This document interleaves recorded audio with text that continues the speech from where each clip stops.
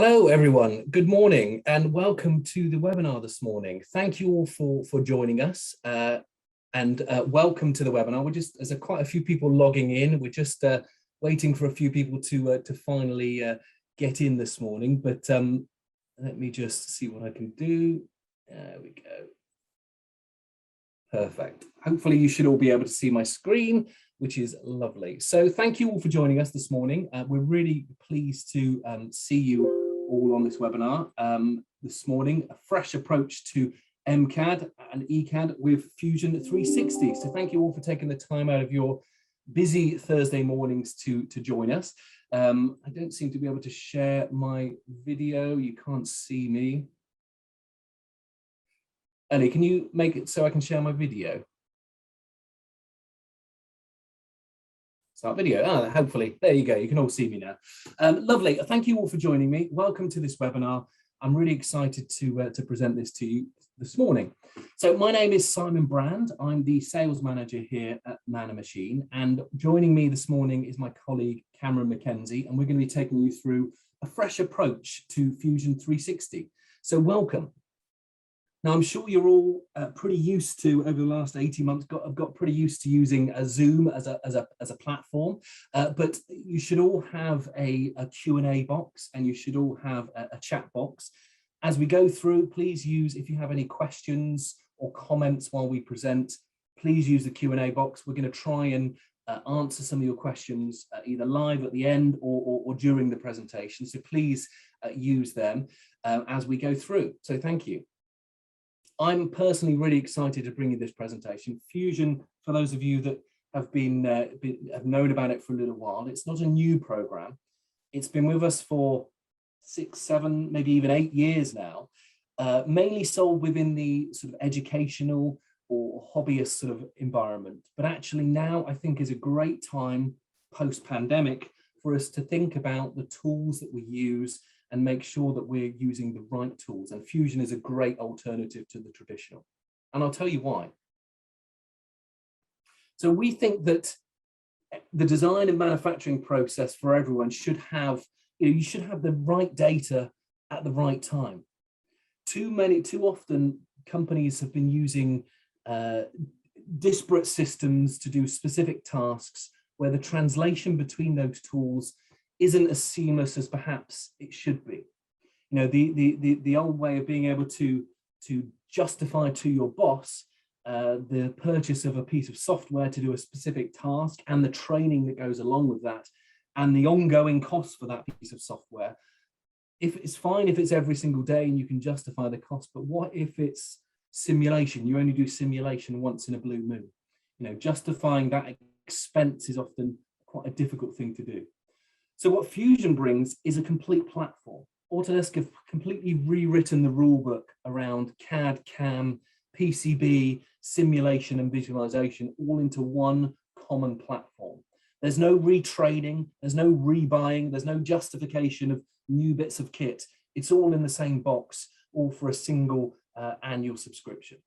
That's what Fusion gives, a completely integrated platform across multiple different elements, allowing customers to collaborate internally or externally at a click of a button, as well as accessing the tools that they need wherever they are, on the shop floor, on an iPad, wherever it may be, access it all at an affordable price. That is what Fusion 360 is all about. The way it's packaged is very interesting and completely flips the traditional way of buying software on its head a little bit. If you think about the traditional elements of CAD, CAM, PCB design or simulation or visualization, say normally you'd have to justify the cost of all of these tools to your boss. And I know how the justification works. You probably have to justify the cost of buying a new pen these days. What Fusion does is it gives a complete platform. Now it's a complete platform that gives all of that, plus additive manufacturing, subtractive manufacturing, engineering, all with using the power of the cloud as a data store, all for a single £365 a year. That's it. There's no huge justification of initial software. There's no justification of anything else. Now, for the customers that want to do a little bit more and go a little bit further than that, perhaps taking the normal 3-axis manufacturing up to a sort of 5-axis routine, there are extensions. Now, what Fusion does is it allows you to either access these extensions on a pay-as-you-go cloud consumption sort of model, or on a contract, on a yearly contract, that you just pay a nominal fee to be able to access this technology as much as you want, unlimited for the entire year. And we're going to be doing a series of webinars over the coming months on a number of these. One of them I'd encourage you to check out, first of all, is the generative design webinar. Now, we've already on our website, we're hosting a generative design webinar on the 21st of October. I'd encourage you all to go and log on and register for that webinar in a couple of weeks' time. For those of you that don't know, generative design, it really flips the process on its head. It's completely revolutionary. It can't be underestimated. The traditional process of the engineer thinks of a design, designs it in CAD, sends it to simulation, tests it, finds a problem, redesigns, tests, redesigns, tests, it flips that entire process on its head completely, using the power of the computer to be able to feed in some design parameters. You know, it's bolted here, it needs to hold this many newtons, whatever it may be, and allow the computer to come up with ideas and suggestions about what is possible, what will solve your challenge, and then allow you as the designer to whittle down those based upon your own manufacturing processes. It is completely revolutionary, and please join us on the 21st of October for the webinar. It's on our website now. Please go and register after this event. And let me introduce Man and Machine. So for those of you that don't already know us, and I can see a few names on the list here of people I don't recognize. At Man and Machine, we're the largest Autodesk Platinum reseller across Europe. In the UK, we're about 50 so people, and we're here to help make sure our customers are accessing the right technology and getting the training and support that they need. And that's what it's all about for us. It's about making sure that our customers are getting the right advice, the right support, and the right training to make sure that any investment in any technology, Fusion or otherwise, is worthwhile, and you're maximizing that investment for your own business. We know how hard it is to justify that expense in the first place. And on that note, we're actually running, and this might be of interest to some of the people on this after this webinar, we're actually running a training course on an introduction to Fusion in a couple of weeks' time, in November. And it's a 3-day course that we're doing virtually over 3 separate days for a cost of £600 per person, which we think is a really good initial introduction price. If anything that we present today is of interest, or you want to get in touch with me generally, here are my contact details. Please make a note of them. My phone number, my email address. If you have any questions or indeed want to book on the training course, just drop me a line. No problem at all. So without further ado, I'm going to hand you over now to my resident guru, Cameron Mckenzie. So Cameron is going to be taking you through a little bit more detail about Fusion 360 and how awesome it is nowadays. He's got a couple of visualizations here on the screen. We're going to be taking you through a presentation on the dirt bike rendering that you can see here, and show you how to use Fusion in the best place. Cameron, are you there? Morning, Simon. Yes, I'm here. Perfect. Let me stop sharing my video and then share yours. Perfect. Cool. Thank you, Simon. Morning, everyone. Thanks for joining us today. Yeah, so as you can see on screen, we've got this beautiful model here in the render environment. Today, we're just going to have a little play around and see if we can change some of the parts within the assembly itself. And we'll just take you through some of the workflows with regards to either updating existing assemblies or just creating new ones. And yeah, the process is much the same, but we'll just have a look through the different processes and workflows from within this model here. So as I said, we're in the render environment. Simon mentioned the different environments that are available inside of Fusion. So this is our 3D model here. I've just let the in-canvas render sort of render this model for us using the different materials. And you can see how nicely this comes out. And this is inside of Fusion itself. We can push out any of these renders here if we wanted to create a render of this particular model and push this out as an image. And we can also just set up our scene from within here with different backgrounds and that. So I'm just going to pause this in-canvas render quickly, and you can see just by pausing that, it takes us straight back into the environment here. We can rotate around this model. We can change the camera angles. We can zoom in on different areas. And we can pretty much just set this up as we need to, and then push out any images that we need to of our model from within here.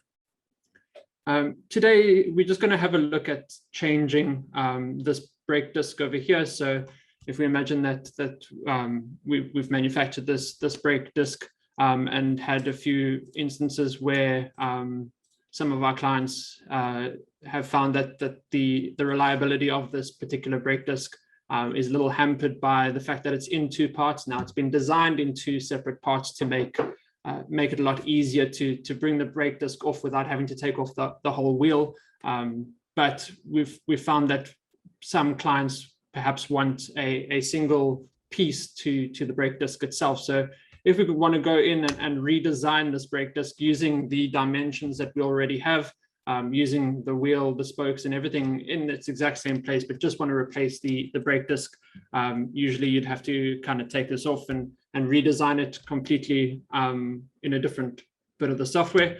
But today I'll just talk you through some of the processes involved with actually using the original design and just making slight tweaks to the brake disc itself. So I'm going to go into the design environment just by hitting the button up here in the top left.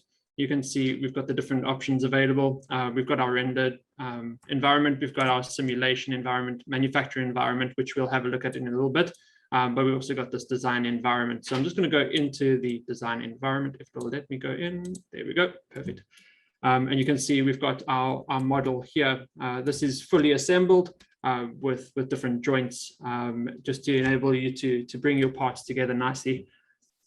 I'm just going to open up the model tray here on the left side, or the data panel. And these are essentially the sub-assemblies that we've got inside of this model. Obviously, we're wanting to edit the brake disc, which is currently attached to our front wheel here. So I'm just going to open up the front wheel quickly, just with a double click in here. Bearing in mind, this is all cloud-based, so these models aren't necessarily saved onto my machine. This is saved into the cloud. So we're accessing cloud models here. So if sometimes it can get a little slow in opening, especially since we're streaming at the same time. So just be aware of that. But yeah, you can see based on us just opening that file, it's managed to open it up really quickly. And we can rotate this model around and have a good look at this. So as I was saying, essentially what we're wanting to do is change this brake disc over here.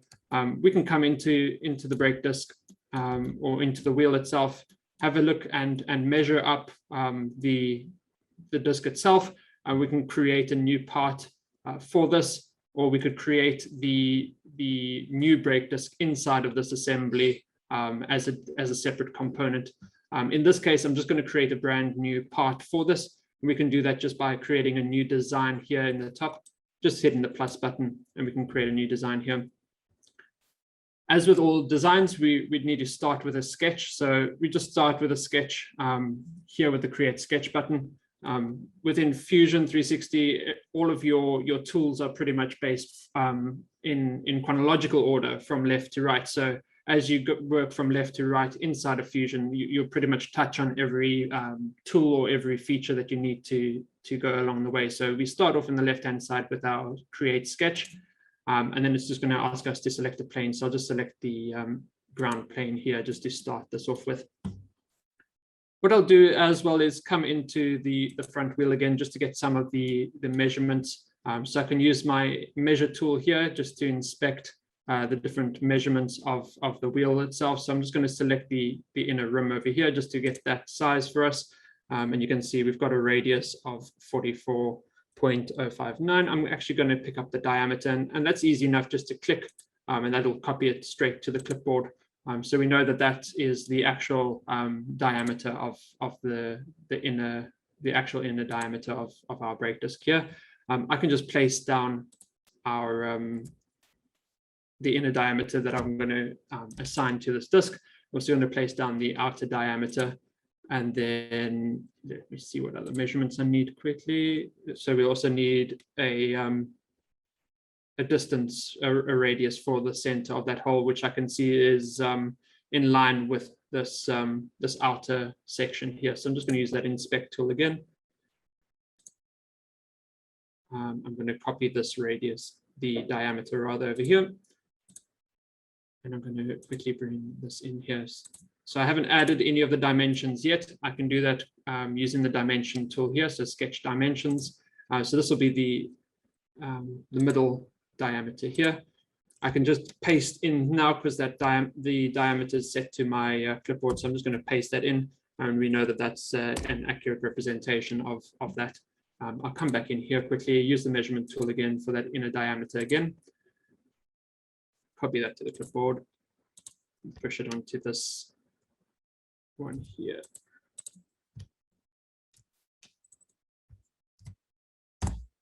Perfect. And then the last one I need quickly is just more or less an outer diameter that we're going to make this brake disc from. So if I look, this is the furthest point over there. I'm just going to see if we can get a radius of that or diameter of that. It's picking up as 195. So I'm just going to pick that down here and just add that in manually. So adding the diameter in, I can type in 195, and that brings it in for us over there. Just go finish the sketch over here quickly, and then just make the extrusion just by selecting those two profiles. And I'm going to set a distance in which I want to extrude this out. So again, I could eyeball this, or if I wanted to, I can pick up the actual thickness of this brake disc. So between these 2 points here, using the measure tool again, picking up those 2 edges, I can see that that's 4 mil. So in this extrusion here, it's already created that extrusion, but I can come back in and edit this extrusion just by double clicking at the bottom here. So currently it's set to 5 mil. I'm just going to change that to 4 mil, and there we have our thickness directly on there. Now you'll notice on the model browser here, we've got our sketches and we've got our body. So we've got one body, which is the brake disc currently, and then we've got our sketches available here. The sketches automatically turned off as we created the extrusion itself, but I can turn that sketch back on or come back in and edit that sketch at any point. So in this case, I'm just going to go back into the sketch. I'm going to quickly recreate these holes here just so that we can attach the brake disc to the part itself. At the same time, I just want to run through and quickly remove as many pieces of this this brake disc as possible. And you can just, well, not removing it completely, but just hiding them from this display here. So I have gone through this obviously before, so you know exactly which ones to turn off. But if you had to hover over each of these, they would highlight it, as you can see, inside the model browser or inside of the model. But if you had to select each of them as well, they'll appear down here in the model browser. So if there were particular ones that you wanted to turn or hide or turn the visibility on or off, you've got the ability to do so from within there as well. So the last thing I want to quickly just measure is the diameter of that hole there. And I can see that that's got a 6 mil diameter. So I'm just going to place a circle on the sketch that's got a 6 mil diameter. I can type that in right away from within there. What I also want to do is quickly create a pattern of those holes. So we want 5 of those going around. So inside of the create panel, I can create a circular pattern. I'm just going to select that circle, and then I'm also going to select the center point of the part, and we're going to just create a pattern around that center point there. In this case, I want to have 5 of these created, and you can see it automatically populates that for us. Perfect. I'll just finish sketch on there, and we can see that those those holes or those circles have been created inside there. Obviously, we want to now remove that material from this brake disc itself. So if we go back into that extrude, we can come back and edit that at any point. So I'm just going to double click on there to edit, and I'm just going to remove those areas from within that circle there. So we're now creating those holes from within there. So there we go. We can essentially, if we wanted to, bring this straight into the part. So if we just save this model, I'm just going to save this as brake disc. I'm just going to make sure that this is in the same place. So that's in the assembly folder, which is perfect. I can save that in. And what I can do is take this model here, go back into the assembly itself, and I can drag and drop this model straight into the assembly. You can see it pushes it off to the side there. What I'm going to do is use a few of the joint tools just to enable that to line up correctly with the axle there. So in the assemble section, we've got joints that we can attach. So using the geometry that already exists inside of all of our parts, I'm just going to use the center point of this brake disc over here. And align that with the center of the axle here as well. You can see by hovering over the edge, it selects that and it will automatically assign that to there. So this is now got a rigid joint. If we expand our joints here in the model browser, we can see that that's a rigid joint. We can edit that as well if we wanted to, just to make that, if it will let me edit joint, there we go. We can change the motion of this, so it's currently a rigid one, which would make it stay rigid on between the two surfaces. We can also have that it's a revolute, so it will revolve around that as well. So just so that we can line up the holes a little better, I'm just going to make it a revolute there. And then the last joint I want to quickly make is just between one of these holes over here, and then just one of these bolts here that's going to attach it there. I just want to find the right edge, and that one should be fine there. Let's make sure that it's happy with that one. Selection one is that. There we go. So that should line it up there. Let's see. If we okay that, it didn't like that. Okay, no problem. I'll just turn this one off quickly and then just eyeball it now. Usually it'll line these up correctly for us. I think it's just because the joints aren't completely aligned there. I just want to make sure that this can rotate. It's not able to rotate at the moment. Try that one more time quickly just to see if we can get that to line up. So we've got that center point there, and we want to line it up with the center of this bolt here. That looks a little better. Let's see if we can okay that. No, I'm not happy with that. Anyway, I'll reassign those just now once we've finished this off. So obviously we don't want the brake disc to be a solid here. It'll be a little bit too heavy for that. That could be why. This hasn't completely created a full circle, so I'll have a look into that joint in a little bit. But we know that we want to now take off a bit of material here because we don't want this this particular disc to be too heavy. We can also, based on its material, if I just assign a material to this model quickly, just under the modify panel, we can actually assign materials to this. So Fusion will take the volume of this particular shape that we've created, this particular part, and once we assign it a material, it will be able to give us an exact density of the part itself, as well as being able to tell us the weight of the part itself, or the mass of the part. So I'm just going to assign just an aluminium to this, and then we can have a look. If we right click on the disk itself, we can see its properties in that list there. From here, if we go into the physical properties, you can see it's currently at 258.9 grams. So that's based on the material itself that's assigned to the the part, and then obviously the mass of the part, or the volume of the part itself. So Fusion will continuously calculate the volume of our shapes and our parts themselves, and then obviously add or use that to drive the weight and some of the properties of the part itself. But with that, I'm just going to add a few extrusions on here and take a bit of material away. So to do that, I'm just going to create a new sketch on top of that face there. And then just to lock that in, just to lock its position in, I'm just going to create a construction line, just to make sure that it's lined up to that hole over there, because we're going to base our extrusion from that hole, just to make sure that there's no intersection at all. The next thing I'm going to do quickly is just push out or I'm going to project from the existing part onto our new sketch. We're working in a second sketch over here, so I'm just going to project the face of that part onto this sketch, just so we can see and reference the existing geometry on there. I'm then going to quickly create another construction line all the way out there, just to divide this face into the different sections here.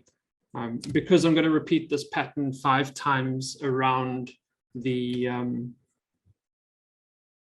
circumference of our part here, I'm just going to add a bit of parametrics to this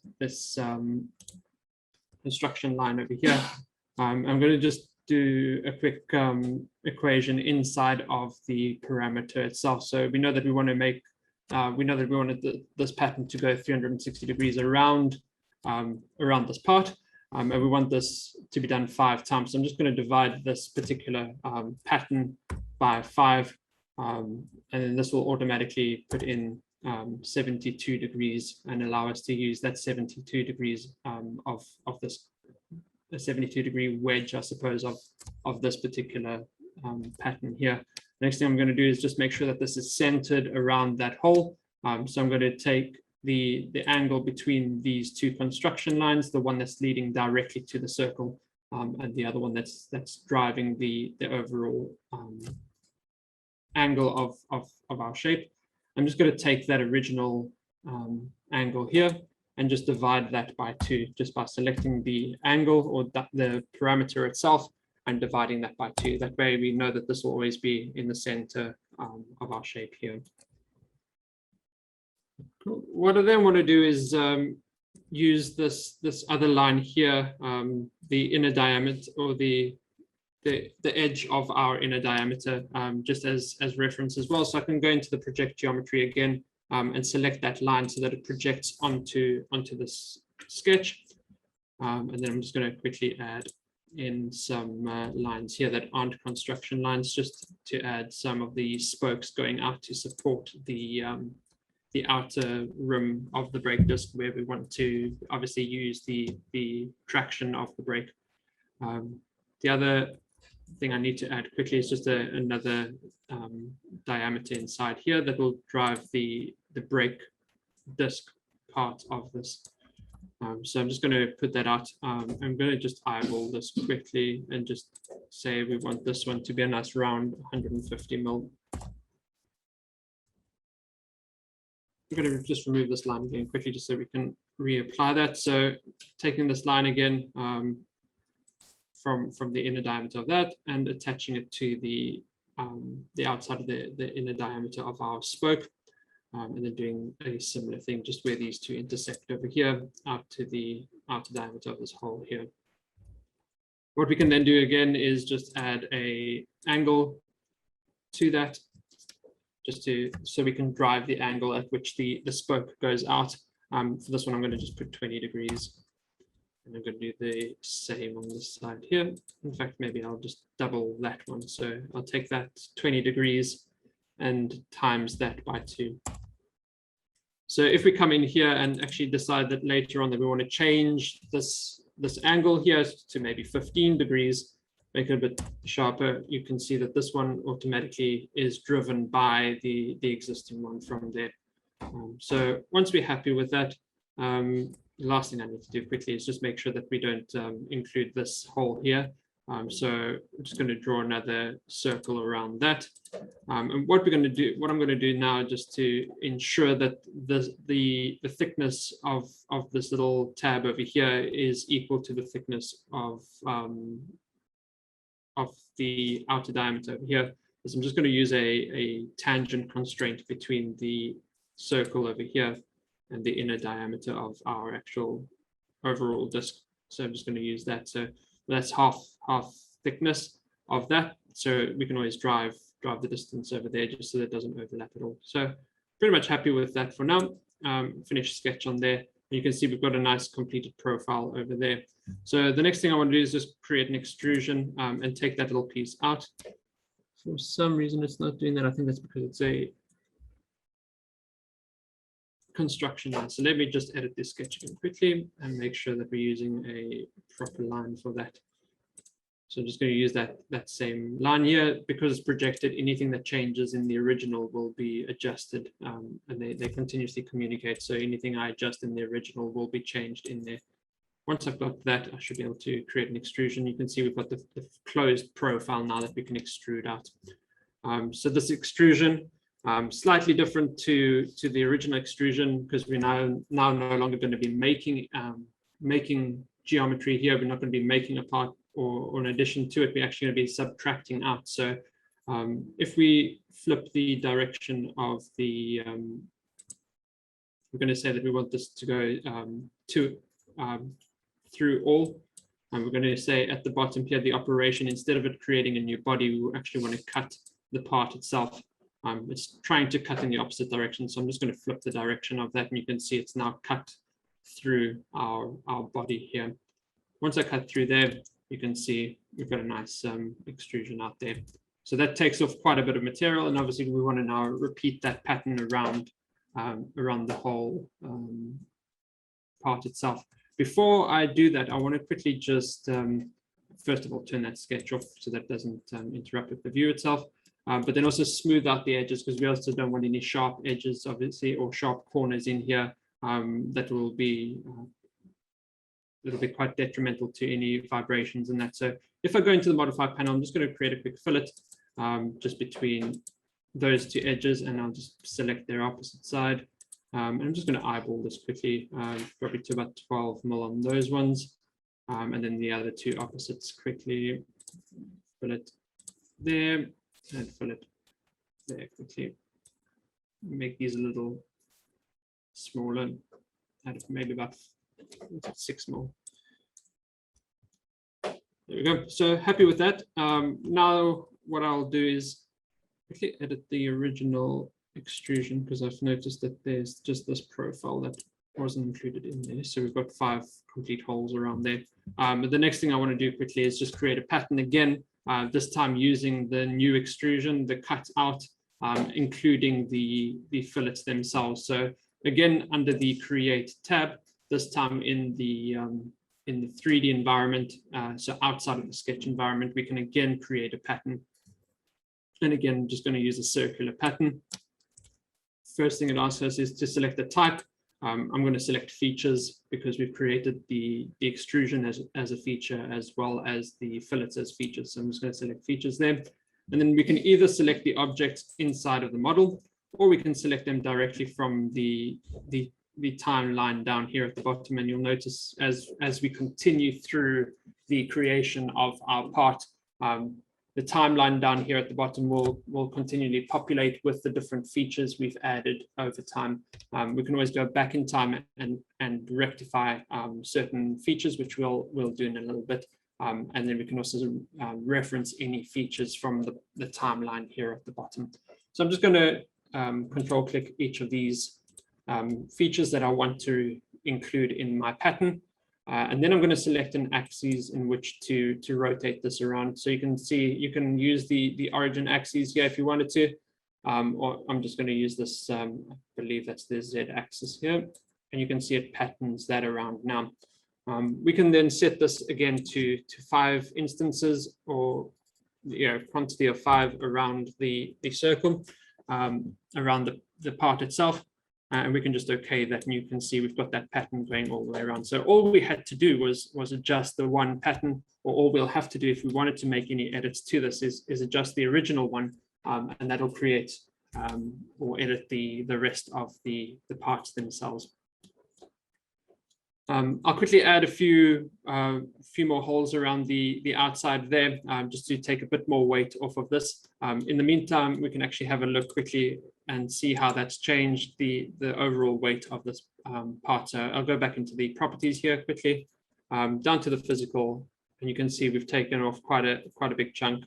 It's now 173 grams, 173.4-ish. We can take off a bit more though if we wanted to. So if we come back in here, we can create a new sketch inside of the part again, on that same surface. Again, using the original hole here as our reference point. And then this time, this pattern, I think I'm going to rather make go around the drawing or the part itself a few more times. So I just noticed I created a bit of a wobbly line there. Just going to remove that line there quickly just by hitting delete. So again, from the center point here all the way to the edge, and then the same again over there. And then this time we want to project the outer edge here and the inner edge of the brake disc part of the part itself, just so we can keep our holes in line with that. I think for this particular one, let's rather create a quick circle that's referencing that diameter there. So you can see it snaps directly there. And that should give us a good edge. That hasn't actually given us a good edge. Let me do that again. Right from the center out to that point over there. That's a bit better. Perfect. I can change this from a construction line to a normal line. I'll probably do the same on the outside just to be safe. Turn the construction off and put it to there. Perfect. I also want to, again, change the angle between these and have this driven by the pattern that we want to have later on. So I'm going to just do 360 divided by 12. We can always just change that fraction later on if we wanted to, but have everything else driven by that. What I'll then do is quickly move this about there and then do one last dimension between those two, which is half the value of that, just to keep it nice and centered there. Next thing I want to do is just create a line between those two, and then just a little hole over there. Add a few dimensions here, just to make sure that these two holes never intersect. And I'm just going to keep that equal to double the value of this particular hole. I'm just going to set to 4 mil for now. If we need to adjust at any point, we can do so. And I'm just going to create the gap between that hole and this edge to be equal to that, just to make sure that those never intersect. I'll do the same thing on this side, just by quickly creating a line here and adding a dimension to that line itself equal to that. Perfect. Last thing I want to do quickly is just create a pattern of that. So I'm just going to use a rectangular pattern this time. I'm going to pattern this hole, and I'm going to use the line that I just selected as the direction in which to create that pattern. I'm going to push it all the way to just before the edge over there, and maybe up this to 5 instances. Doing that. That's the wrong one. That's why. Let's do it that way. 4, 5. Perfect. And if I just okay that, you can see we've got our holes there that we're going to create. So I'm just going to remove that line there and finish sketching that. Now that we've got those completed, I'm going to exit out of the sketch and just extrude these out as holes. We could use the hole tool as well and add points instead, but I just find it for this particular exercise better just to create holes using the sketch itself. Again, I'm just going to use the through all option. So instead of a distance, I'm just going to say it needs to cut through everything, and the direction is fine. You can also adjust the depth with the arrow there. Perfect. And then all I'm going to do now is create a pattern of this extrude that I've just created as well. So using that same pattern tool inside of the part rather than the sketch, I'm just going to select that extrusion. I'm going to select the axes again. And this time I'm going to put this up to 12 instead of the 5 that I used earlier. So as you can see, we've got a nice brake disc set up, all ready to go. If we go back into the properties now, you can see that that's now updated, and we've taken not anywhere near as much, obviously, material away as last time, but we've taken a good chunk off again, probably another extra, is it about 10-15 grams or so. Now we're happy with this. If we wanted to, we could test this particular part as well using the different environments. So I'm just going to give this a quick save and say that this is the initial save. And then we can move over to the simulation environment where we want to test some of the module frequencies here. So this is just to test that this particular part will actually survive its time on the bike itself. So if we create a new study using the modal frequencies, just want to create a study here. What we need to do for this is set up a few constraints within the part itself, just to be able to run the study itself. Now this study can be done locally, or it can be done in the cloud. If you do it in the cloud, it will need some cloud credits, but you can also do it locally. But then that'll be relying on your machine itself. So if you don't have a machine that's capable of running this, you have the ability to run the study itself in the cloud as well. So we've got the material set for this. I set that earlier. It'll automatically inherit that for us. All I need to do for this particular study is just add a few constraints. So I'm just going to constrain each of these holes here where the part itself will be fixed to the bike. And so it's just at those 5 points. If I okay that, for this particular study, that's all it needs. It needs to know where it'll be fixed, and then it's going to vibrate this part and see at which point it breaks, and where we could essentially improve on it. A few of the other studies would require other parameters. So if you were adding any loads to it and wanted to test its bending, you could add loads as well. I'm just going to run the pre-check over here. You can see that the study has everything it needs. This little checkbox would be yellow if it didn't have everything that it needed. I'm just going to select the solve option over here. You can see I can either do it on the cloud or I can do it locally. So I'm just going for this particular one, I'm going to do it locally. It'll take a few seconds to run the simulation because it's a nice small part. And essentially what this will do is it'll take the existing geometry and run it through a few different tests and run the calculations based on the thickness of the spokes themselves. You can see here we've got a maximum deflection of 1 millimeter, which is, I suppose, quite high, especially considering this is at 355 hertz, I suppose. So if we brought this up a bit and maybe went to mode 8, we could have a look at the deflection at particular frequency. So let's just go to mode 4 and see how that would deflect. And you can see we've got 4 instances where it deflects 2 in each direction. If we go a little further down to mode 8, you can see it's gone all the way up to 5 different waves, I suppose.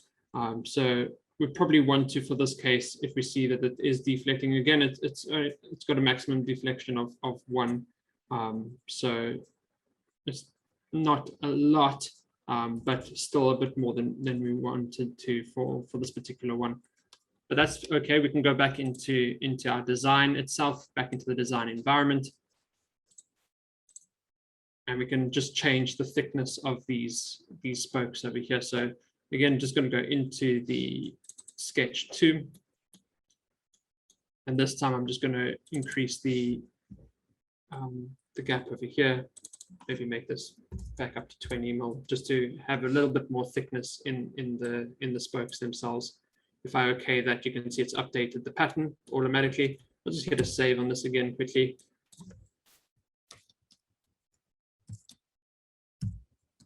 Just add a note here as to what I've done in this particular save and go back into the simulation environment. We should then be able to update our model. If I just finish results quickly, update the model itself, you can see it's updated now in the browser, and we can run the solve again. Again, I'm just going to do it locally, and we should be able to update that from here. Let it run through for a few seconds, and we can get that going from there.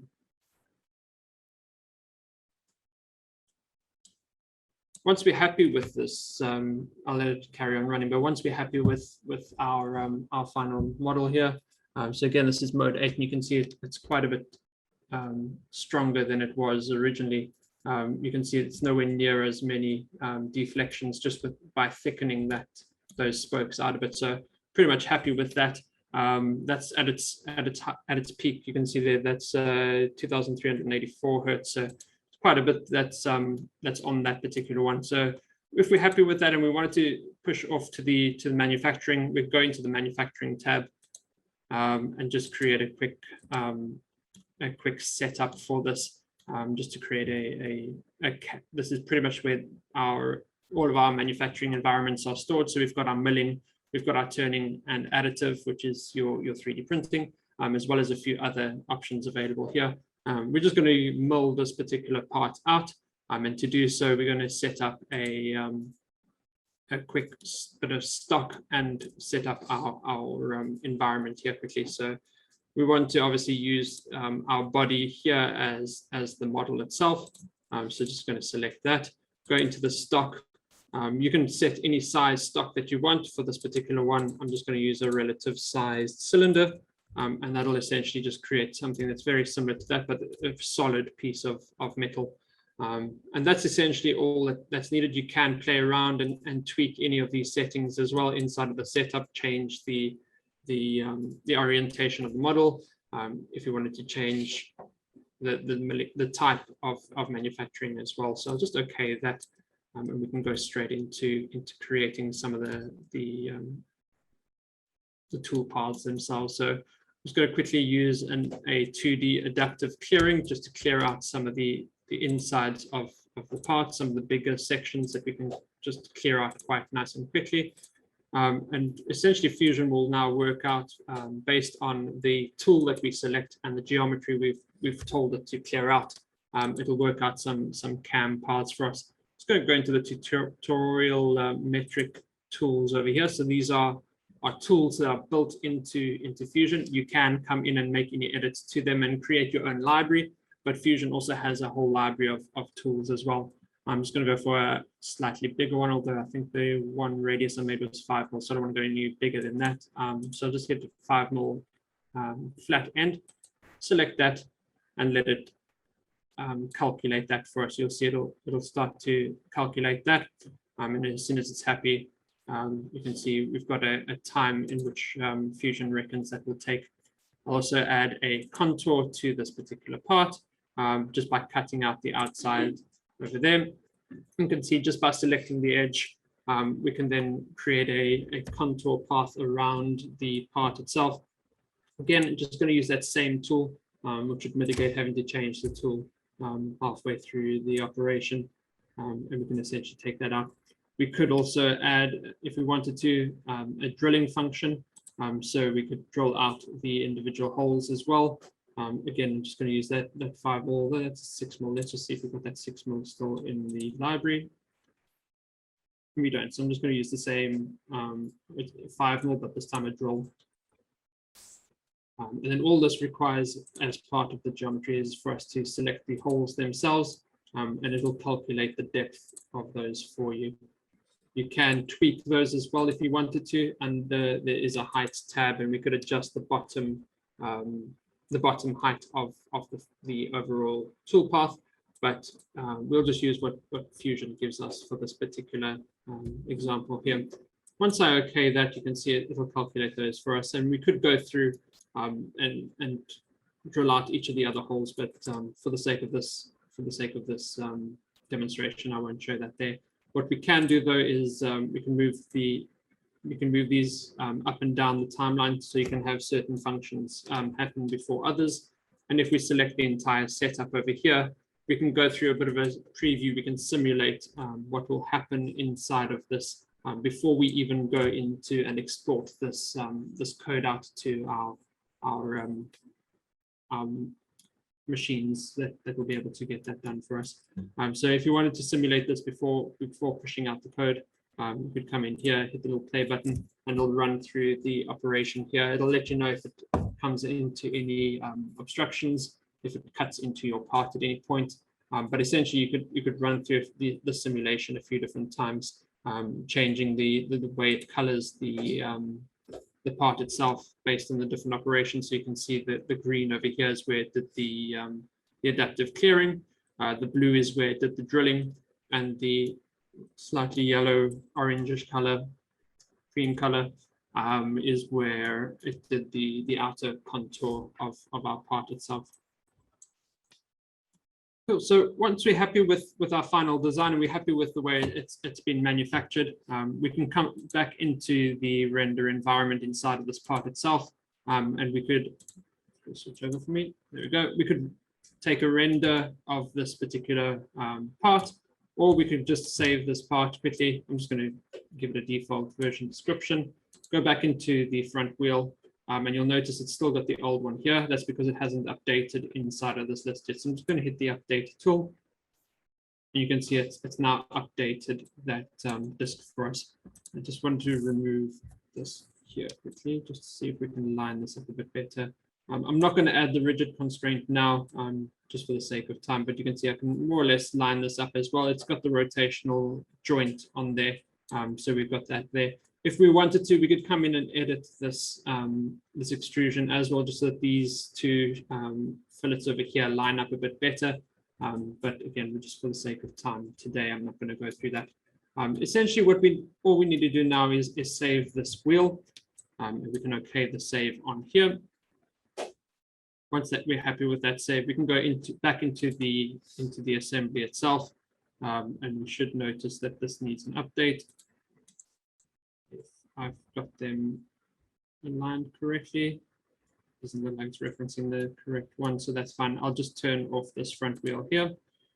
I guess it's referencing a different one in here, so I'm just going to remove this front wheel and bring in the front wheel that we've just adjusted. Okay, that, and you can see we've got our new brake disc sitting nicely inside of our model here. If I just save this, we could add again some joints to connect these two together nicely. But I'm just going to save this quickly and go back inside of the render environment for this particular bike. Once it catches up with this, there we go, perfect. So back inside of the render environment, you can see we've now got our new brake disc set inside of the model itself, and we can go back into the render. We can go back and create a new render of this particular bike, or we could set up a new render just showing off the brake disc itself. So as our final little thing, I'm just going to set this up here. In the setup, in the scene settings, we can come in, change the center of focus onto this brake disc itself. Since it's got a nice material assigned to it, we can do a quick in-canvas render.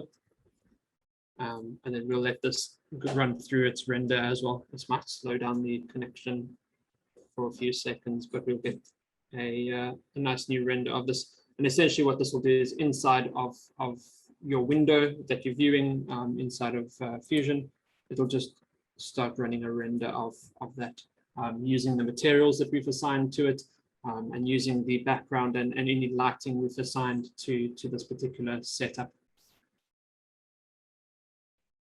You usually wait until it's probably about midway through excellent, but you can also assign different degrees of finish. Obviously, the further down you take the final degree of finish, the longer it will take to render through here.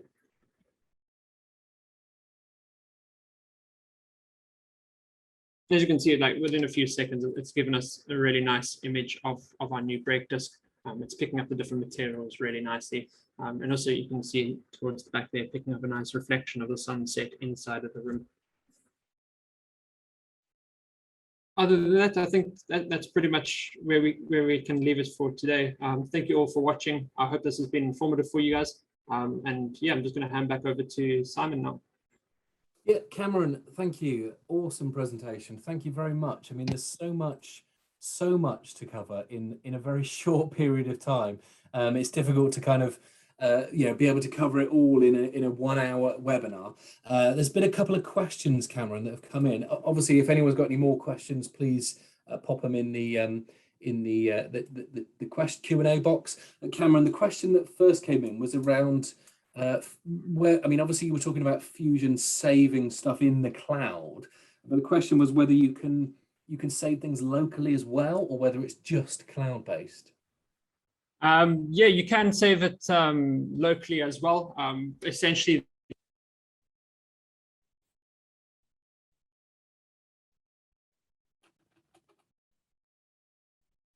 should be on.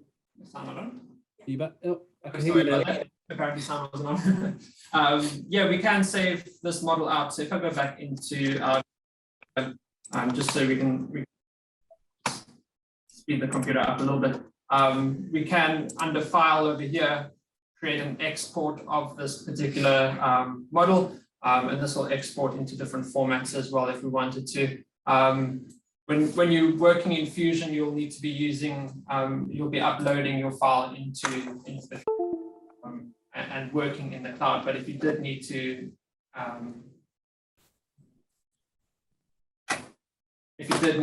push this out at any point and have anybody, sorry, there's a bit of a lag on my side. I'm just looking at this screen if you guys are seeing.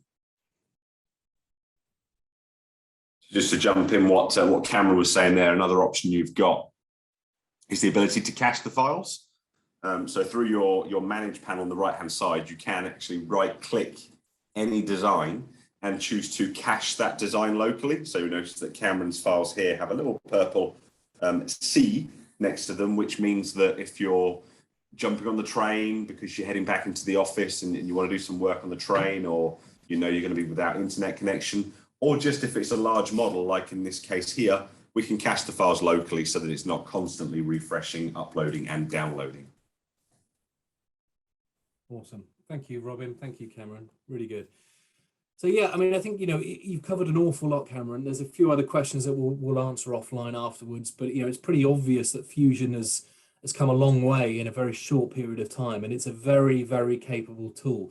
And I think one of the things that that we've seen in the industry is the individual designer, that used to just do the designs and then give it to somebody else to do the CAM, give it to someone else to do the simulation, give it to someone else to do the rendering. Those days are gone, and companies can't necessarily afford 6 people to do the one job essentially.